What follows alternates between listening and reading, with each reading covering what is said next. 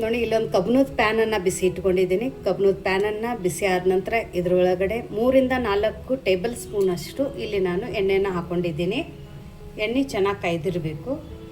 ಎಣ್ಣೆ ಕಾಯೋ ತನಕ ಇಲ್ಲಿ ನಿಮ್ಗೆ ತೋರಿಸ್ತೀನಿ. ಆಲೂಗಡ್ಡೆ ತೊಗೊಂಡಿದ್ದೀನಿ, ಹಸಿ ಆಲೂಗಡ್ಡೆ ತೊಗೊಂಡಿದ್ದೀನಿ ನಾನು. 3 ಹಸಿ ಆಲೂಗಡ್ಡೆ ಮೇಲ್ಗಡೆದು ಸಿಪ್ಪಿನ ತೆಗೆದುಬಿಟ್ಟು ಈ ಥರ ಕ್ಯೂಬ್ಸಲ್ಲಿ ಕಟ್ ಮಾಡ್ಕೊಂಡಿದ್ದೀನಿ. ನಿಮ್ಗೆ ಯಾವ ಸೈಜಲ್ಲಿ ಬೇಕೋ ಆ ಸೈಜಲ್ಲಿ ಇಲ್ಲಿ ನೀವು ಆಲೂಗಡ್ಡೆನ ಕಟ್ ಮಾಡ್ಕೋಬಹುದು. ಬಟ್ ಮೇಲ್ಗಡೆ ಸಿಪ್ಪೆ ಮಾತ್ರ ಕಂಪಲ್ಸರಿ ತೆಗಿಲೇಬೇಕು. ನಾನೇನು ಮಾಡಿದ್ದೀನಿ ಅಂದರೆ ಹಸಿ ಆಲೂಗಡ್ಡೆನ ಮುಂಚೆನೇ ಕಟ್ ಮಾಡ್ಕೊಂಡು ಇಟ್ಕೊಂಡಿದ್ದೆ. ಹಾಗಾಗಿಬಿಟ್ಟು ಇದರೊಳಗಡೆ ನಾನು ಒಂದು ಸ್ವಲ್ಪ ಉಪ್ಪು ನೀರು ಹಾಕಿ ನೆನೆಸಿಟ್ಟಿದ್ದೆ. ಹಾಗಾಗಿ ಇದು ಕರಿ ಹೊಡೆದಿಲ್ಲ. ಇವಾಗ ನೀರೆಲ್ಲ ಜಾನ್ಸಿದ್ದೀನಿ. ಇವಾಗ ಈ ಆಲೂಗಡ್ಡೆನ ನಾವು ಈ ಎಣ್ಣೆಯನ್ನು ಬಿಸಿ ಮಾಡೋಕೆ ಇಟ್ಟಿದ್ದೀವಲ್ಲ ಅದ್ರ ಒಳಗಡೆ ಹಾಕೊಳ್ಳೋಣ.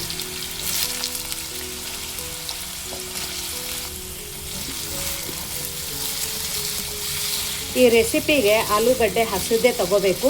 ಮ್ಯಾಮ್ ಕುದಿಸಿರೋದು ನಡೆಯಲ್ಲ ಅಂತ ಕೇಳ್ಬೋದು ನೀವು. ಬಟ್ ಕುದಿಸಿರೋದು ನೀವು ಮಾಡೋಕ್ಕೆ ಹೋದರೆ ನಿಮಗೆ ಆ ಟೆಕ್ಸ್ಚರು ಮತ್ತು ಆ ಟೇಸ್ಟ್ ಬರೋಂಗಿಲ್ಲ. ಹಾಗಾಗಿ ಹಸಿ ಆಲೂಗಡ್ಡೆನೇ ಇಲ್ಲಿ ನಾವು ಯೂಸ್ ಮಾಡಬೇಕಾಗಿದೆ. ಇವಾಗ ಫ್ಲೇಮನ್ನು ಹೈ ಫ್ಲೇಮಲ್ಲಿ ಇಟ್ಟುಕೊಂಡು ಆಲೂಗಡ್ಡೆ ಕೆಂಪಾಗೋ ತನಕ ನಾವು ಎಣ್ಣೆಯಲ್ಲಿ ಹುರ್ಕೋಬೇಕು. ಇವಾಗ ನೋಡಿ ಈ ಆಲೂಗಡ್ಡೆಗೆ ಎಷ್ಟು ಬೇಕು ಅಷ್ಟೇ ಉಪ್ಪನ್ನು ಹಾಕೊಳ್ಳೋಣ. ಜಾಸ್ತಿ ಹಾಕೊಳ್ಳೋಕೆ ಹೋಗಬೇಡಿ.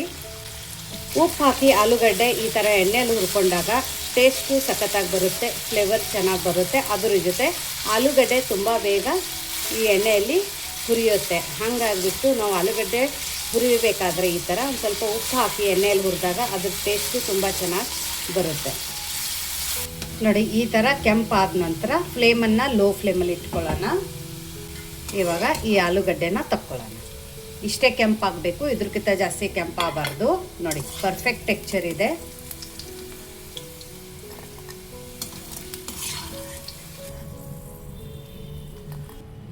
ನೋಡಿ ಇವಾಗ ಈ ಆಲೂಗಡ್ಡೆನ ನಾವು ಪಕ್ಕಕ್ಕೆ ಇಡೋಣ. ಮತ್ತು ಇದೇ ಎಣ್ಣೆ ಒಳಗಡೆ ಇವಾಗ ಒಗ್ಗರಣೆಯನ್ನು ಹಾಕ್ಕೊಳ್ಳೋಣ. ಇವಾಗ ನೋಡಿ ಎಣ್ಣೆ ಕಾಯ್ದಿದೆ. ಸ್ವಲ್ಪ ಸಾಸಿವೆ ಹಾಕ್ಕೊಳ್ಳೋಣ, ಸ್ವಲ್ಪ ಜೀರಿಗೆ ಹಾಕ್ಕೊಳ್ಳೋಣ, ಕರಿಬೇವು ಹಾಕ್ಕೊಳ್ಳೋಣ.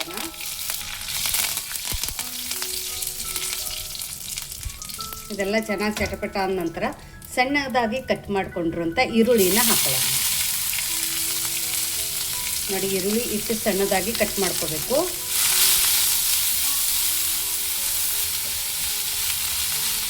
ಫ್ಲೇಮನ್ನು ಮೀಡಿಯಮ್ ಫ್ಲೇಮಲ್ಲಿ ಇಟ್ಕೊಳ್ಳೋಣ. ನೋಡಿ ಎಣ್ಣೆ ಏನು ಜಾಸ್ತಿ ಹಾಕ್ಕೊಂಡಿಲ್ಲ. ಆಲೂಗಡ್ಡೆ ಎಲ್ಲ ಕರೆದ ನಂತರ ಕೂಡ ಇಲ್ಲಿ ಪರ್ಫೆಕ್ಟಾಗಿ ಆಗಿದೆ. ಎಲ್ಲಿ ಕೆಳಗಡೆ ಎಣ್ಣೆ ಉಳಿದಿಲ್ಲ. ಅಷ್ಟು ಕರೆಕ್ಟಾಗಿ ಕಡಿಮೆ ಎಣ್ಣೆಯಲ್ಲಿ ಇವತ್ತಿನ ಈ ರೆಸಿಪಿನ ಮಾಡ್ತಾಯಿದ್ದೀವಿ. ನೋಡಿ ಇದೇನು ಈರುಳ್ಳಿ ಇದೆಯಲ್ಲ, ಇಲ್ಲಿ ನಾನು 3 ಈರುಳ್ಳಿನ ಈ ಥರ ಸಣ್ಣದಾಗಿ ಕಟ್ ಮಾಡ್ಕೊಂಡಿದ್ದೀನಿ. ಈರುಳ್ಳಿ ತುಂಬ ದಪ್ಪ ಇದೆ ಅಂದರೆ 2 ಈರುಳ್ಳಿನ ತೊಗೊಳ್ಳಿ. ಬಟ್ ಈರುಳ್ಳಿ ಮಾತ್ರ ಇಲ್ಲಿ ಸಣ್ಣದಾಗಿಯೇ ಈ ಥರ ಕಟ್ ಮಾಡ್ಕೋಬೇಕು. ಇವಾಗ ಈ ಈರುಳ್ಳಿದು ಹಸಿ ವಾಸನೆ ಹೋಗಿ ಈರುಳ್ಳಿ ಕೆಂಪಾಗೋ ತನಕನೂ ನಮಗೆ ಇಲ್ಲಿ ಈರುಳ್ಳಿನ ಈ ಥರ ಹುರ್ಕೋಬೇಕಾಗಿದೆ.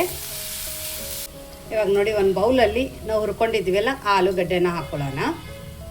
ಇದಕ್ಕೇನೆ ಒಂದು ಅರ್ಧ ಸ್ಪೂನಷ್ಟು Guntur Byadgi mix red chilli ಪೌಡರನ್ನು ಹಾಕ್ಕೊಳ್ಳೋಣ, ಕೆಂಪು ಖಾರದ ಪುಡಿ. ಒಂದು 1/4 ಸ್ಪೂನಷ್ಟು ಗರಂ ಮಸಾಲ ಹಾಕ್ಕೊಳ್ಳೋಣ. ಒಂದು ಅರ್ಧ ಸ್ಪೂನಷ್ಟು ನಮ್ಮದು ಉತ್ತರ ಕರ್ನಾಟಕದ ಫೇಮಸ್ ಮಸಾಲೆ ಖಾರನ ಹಾಕ್ಕೊಳ್ಳೋಣ. ನಿಮ್ಮ ಹತ್ರ ಈ ಉತ್ತರ ಕರ್ನಾಟಕದ ಮಸಾಲೆ ಖಾರ ಇಲ್ಲ ಅಂದರೆ ನೀವು ಟೋಟಲಿ ಸ್ಕಿಪ್ ಮಾಡ್ಕೋಬೋದು. ಬರೀ ಕೆಂಪು ಖಾರದ ಪುಡಿಯಲ್ಲಿನೂ ಕೂಡ ಈ ರೆಸಿಪಿನ ಮಾಡ್ಕೋಬೋದು.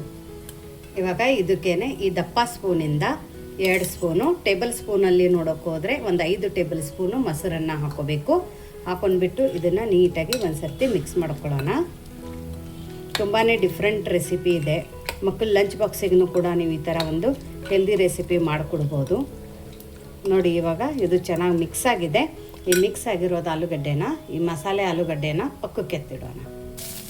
ನೋಡಿ ನಾವು ಮಸಾಲೆ ಆಲೂಗಡ್ಡೆ ಮಾಡೋ ತನಕ ಇಲ್ಲಿ ಪರ್ಫೆಕ್ಟಾಗಿ ಈರುಳ್ಳಿ ಹುರಿದಿದೆ. ಇಲ್ಲಿ ನೋಡ್ಬೋದು ತುಂಬ ಚೆನ್ನಾಗಿ ಹುರಿದಿದೆ. ಇವಾಗ ಇದ್ರ ಒಳಗಡೆ ಒಂದು 2 ಟೇಬಲ್ ಸ್ಪೂನಷ್ಟು ಕಡಲೆ ಹಿಟ್ಟನ್ನು ಹಾಕ್ಕೊಳ್ಳೋದು. ಕಡಲೆ ಹಿಟ್ಟಂದರೆ ಯಾವುದು? ಬೇಸನ್ ಅಂತಲೂ ಕರೀತಾರೆ. ಅಥವಾ ಬಜಿ ಬೋಂಡ ಮಾಡೋಕ್ಕೆ ನಾವು ಯಾವ ಕಡಲೆ ಹಿಟ್ಟನ್ನು ಯೂಸ್ ಮಾಡ್ತೀವಿ ಅದನ್ನೇ ಇಲ್ಲಿ ಹಾಕ್ಕೊಳ್ಳೋದು. 2 ಸ್ಪೂನಷ್ಟು ಹಾಕ್ಕೊಂಡಿರೋದು. ಇದನ್ನು ಕೂಡ ಈರುಳ್ಳಿ ಜೊತೆ ಈ ಥರ ಒಂದು ಸ್ವಲ್ಪ ಹುರ್ಕೊಳ್ಳೋಣ. ಯಾಕಂದರೆ ಇದ್ರದ್ದು ಹಸಿ ವಾಸನೆ ಹೋಗುತ್ತೆ ಕಡಲೆ ಹಿಟ್ಟಿಂದು. ಹಾಗಾಗಿ ಈ ಬಿಸಿದ್ರಲ್ಲಿನೇ 1 ನಿಮಿಷ ಇದನ್ನು ನಾವು ಲೋ ಫ್ಲೇಮಲ್ಲಿನೇ ಹುರ್ಕೋಬೇಕು.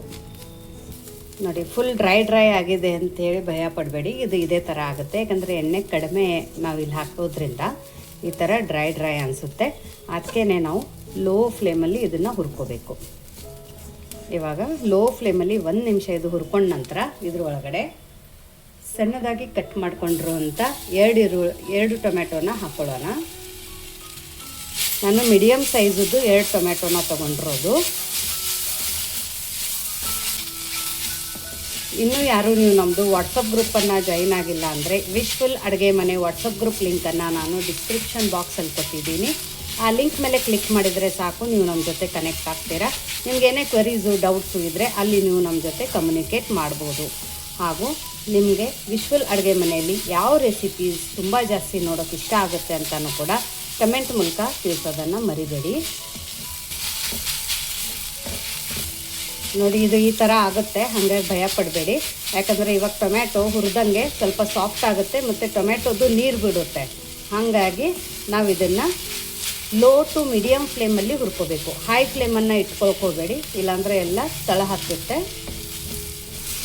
ಪರ್ಫೆಕ್ಟ್. ಟೊಮ್ಯಾಟೊನ ತುಂಬ ಜಾಸ್ತಿ ಹುರಿಬೇಕಂತೇನಿಲ್ಲ, ಸ್ವಲ್ಪ ಸಾಫ್ಟ್ ಆದರೆ ಸಾಕು. ಇವಾಗ ಇಲ್ಲಿ ನಾನು ಅರ್ಧ ಕಟ್ಟು ಮೆಂತ್ಯ ಸೊಪ್ಪನ್ನು ಸ್ವಚ್ಛವಾಗಿ ತೊಳೆದ್ಬಿಟ್ಟು ಈ ಥರ ಸಣ್ಣದಾಗಿ ಕಟ್ ಮಾಡಿಕೊಂಡು ಇಟ್ಕೊಂಡಿದ್ದೇನೆ ನೋಡಿ. ಸೊ ಇವಾಗ ಈ ಮೆಂತ್ಯ ಸೊಪ್ಪನ್ನು ಹಾಕ್ಕೊಳ್ಳೋಣ. ಕಪ್ ಮೆಜರ್ಮೆಂಟಲ್ಲಿ ಆದರೆ 1 ಕಪ್ಪು ಮೆಂತ್ಯ ಸೊಪ್ಪನ್ನು ಇಲ್ಲಿ ನಾನು ತೊಗೊಂಡಿರೋದು. ಇದನ್ನು ಕೂಡ ಇವಾಗ ನೀಟಾಗಿ ಮಿಕ್ಸ್ ಮಾಡ್ಕೊಳ್ಳೋಣ. ಮಕ್ಕಳ ಲಂಚ್ ಬಾಕ್ಸಿಗೆ ಅದೇ ಪಲ್ಯ ಮಾಡಿ ಕೊಡೋದಕ್ಕಿಂತ ನೀವು ಈ ಥರ ಹೆಲ್ದಿಯಾಗಿ ಒಂದು ಪಲ್ಯನ ಮಾಡಿಕೊಟ್ರೆ ಮಕ್ಕಳು ಇಷ್ಟಪಟ್ಟು ತಿಂತಾರೆ.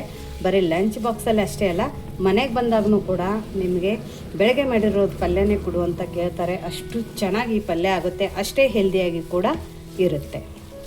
ಇನ್ನೂ ಯಾರು ನೀವು ನಮ್ಮದು ವಿಶ್ಫುಲ್ ಅಡುಗೆ ಮನೆಯನ್ನು ಸಬ್ಸ್ಕ್ರೈಬ್ ಮಾಡಿಲ್ಲ ಅಂದರೆ ಸಬ್ಸ್ಕ್ರೈಬ್ ಮಾಡೋದನ್ನು ಮರಿಬೇಡಿ, ಹಾಗೂ ಲೈಕ್ ಮಾಡೋದನ್ನು ಕೂಡ ಮರಿಬೇಡಿ.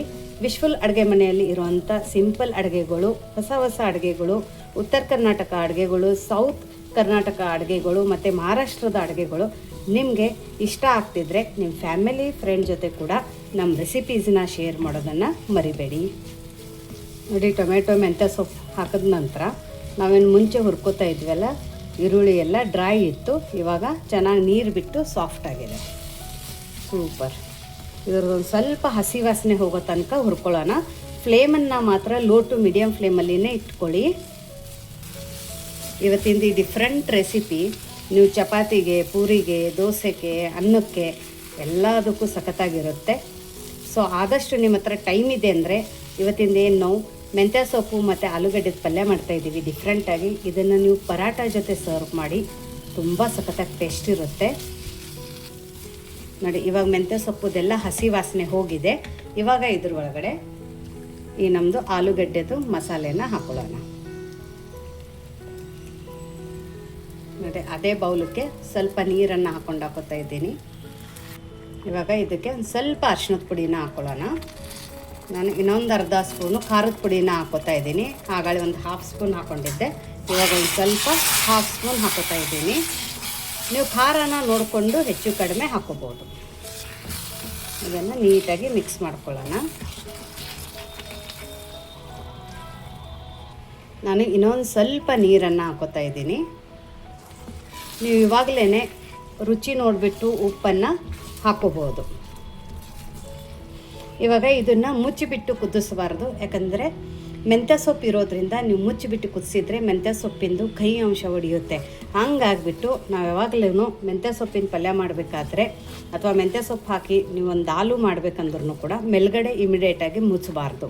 ಇದೇ ಥರ ಇದನ್ನು ಕುದಿಸ್ಕೋಬೇಕು.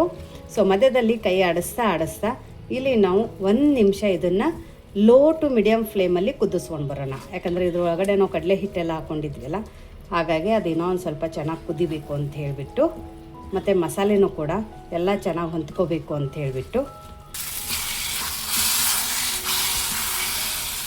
ನೋಡಿ, ಇವಾಗ 1 ನಿಮಿಷ ಆಗಿದೆ. ಇವಾಗ ಏನು ಮಾಡೋಣ ಅಂದರೆ ಇದ್ರ ಒಳಗಡೆ ನಾನು ಫ್ರೆಶ್ ಹಾಲು ಮತ್ತು ಹಾಲಿನ ಮೇಲಿಂದ ಕೆನೆನ ತೊಗೊಂಡಿದ್ದೀನಿ, ಅದನ್ನು ಹಾಕೊಳ್ಳೋಣ. ನಿಮಗೆ ರೆಸ್ಟೋರೆಂಟದ್ದೇ ಸೇಮ್ ರೆಸಿಪಿ ನಿಮ್ಮ ಮನೆಯಲ್ಲಿ ಆರಾಮಾಗಿ ನೀವು ಈ ಥರ ಆಲೂ ಮೇಥಿನ ಮಾಡ್ಕೋಬಹುದು. ತುಂಬ ಸಖತ್ತಾಗಿರುತ್ತೆ. ಟ್ರಸ್ಟ್ ಮಾಡಿ, ಒಂದು ಸರ್ತಿ ಡೆಫಿನೆಟಾಗಿ ನೀವು ಟ್ರೈ ಮಾಡಿ. ನೀವು ಹೊರಗಡೆ ತಿನ್ನೋದಿಲ್ಲ, ಮನೆಯಲ್ಲೇ ಮಾಡ್ಕೊಂಡು ತಿನ್ಕೋಬೋದು. ಗ್ರೇವಿ ಕನ್ಸಿಸ್ಟೆನ್ಸಿ ಇಲ್ಲಿ ನೀವು ಹೆಚ್ಚು ಕಡಿಮೆ ಮಾಡ್ಕೋಬೋದು. ಇಲ್ಲಿ ನಾನು ಇನ್ನೊಂದು ಸ್ವಲ್ಪ ಹಾಲನ್ನು ಹಾಕೋತಾ ಇದ್ದೀನಿ, ಯಾಕಂದರೆ ನನಗೆ ಇನ್ನೊಂದು ಸ್ವಲ್ಪ ಗ್ರೇವಿ ಇರಲಿ ಅಂತೇಳ್ಬಿಟ್ಟು. ಯಾಕಂದರೆ ಏನಾಗುತ್ತೆ, ಈ ಥರ ಪಲ್ಯ ಮಾಡಿದಾಗ ಅನ್ನದ ಜೊತೆ ಆಗಲಿ ಚಪಾತಿ ಜೊತೆ ಆಗಲಿ ತುಂಬ ಸಖತ್ತಾಗಿ ಕಾಂಬಿನೇಷನ್ ಇರುತ್ತೆ. ಇದು ಒಂದು ಪಲ್ಯ ಮಾಡಿದರೆ ನಿಮ್ಮ ಚಪಾತಿಗೂ ಆಗುತ್ತೆ, ಅನ್ನಕ್ಕೂ ಆಗುತ್ತೆ, ಮತ್ತು ಅನ್ನಕ್ಕೆ ಸಾಂಬಾರು ಮಾಡಬೇಕಂತೇನಿರೋದಿಲ್ಲ. ಸೂಪರ್. ಇವಾಗ ಇದನ್ನು ಬರೀ ಅರ್ಧ ನಿಮಿಷ ಕುದಿಸ್ಕೊಳ್ಳೋಣ. ಮೇಲ್ಗಡೆ ಮುಚ್ಚಬಾರ್ದು, ಇದೇ ಥರ ಕುದಿಸ್ಕೊಳ್ಳೋಣ. ನೋಡಿ, 1 ಸ್ಪೂನಷ್ಟು ಇಲ್ಲಿ ನಾನು ತುಪ್ಪ ಹಾಕೋತಾ ಇದ್ದೀನಿ. ನೀವು ಬೇಕಂದರೆ ಬೆಣ್ಣೆ ಹಾಕೋಬಹುದು ಅಥವಾ ಎರಡೂ ಸ್ಕಿಪ್ ಮಾಡ್ಕೋಬಹುದು. ಹಾಕಲೇಬೇಕಂತೇನಿಲ್ಲ, ಯಾಕಂದರೆ ಕೆನೆ ಹಾಲು ಹಾಕಿದ ನಂತರ ಮತ್ತೆ ಬೆಣ್ಣೆ ತುಪ್ಪ ಹಾಕೋಬೇಕಂತ ಏನೂ ಇಲ್ಲ. ಸೊ ನೀವು ಬೇಕಂದರೆ ಸ್ಕಿಪ್ ಮಾಡ್ಕೋಬೋದು. ಇವಾಗ ಇದು ಚೆನ್ನಾಗಿ ಕುದಿ ಬಂದಿದೆ. ಫ್ಲೇಮನ್ನು ಆಫ್ ಮಾಡ್ಕೊಳ್ಳೋಣ.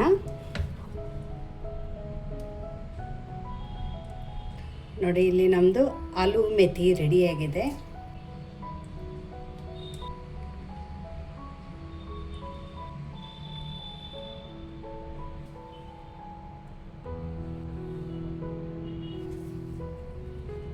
ಬಿಸಿ ಬಿಸಿ ಚಪಾತಿ.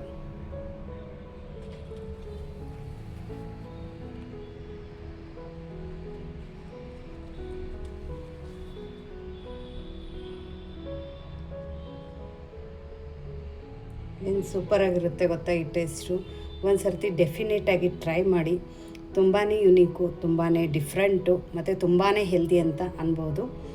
ಸೊ ನಿಮಗೆ ಇವತ್ತಿನ ಈ ಅಡುಗೆ ಇಷ್ಟ ಆಗಿದ್ದರೆ ನನಗೆ ಕಮೆಂಟ್ ಮೂಲಕ ತಿಳಿಸೋದನ್ನು ಮರಿಬೇಡಿ. ಮತ್ತೆ ಸಿಗೋಣ ನಾವು ಇದೇ ಥರ ಹೊಸ ಹೊಸ ರುಚಿ, ಹೊಸ ಹೊಸ ಅಡುಗೆ ಜೊತೆ. ವಿಶ್ಫುಲ್ ಅಡುಗೆ ಮನೆಯಲ್ಲಿ. Thank you.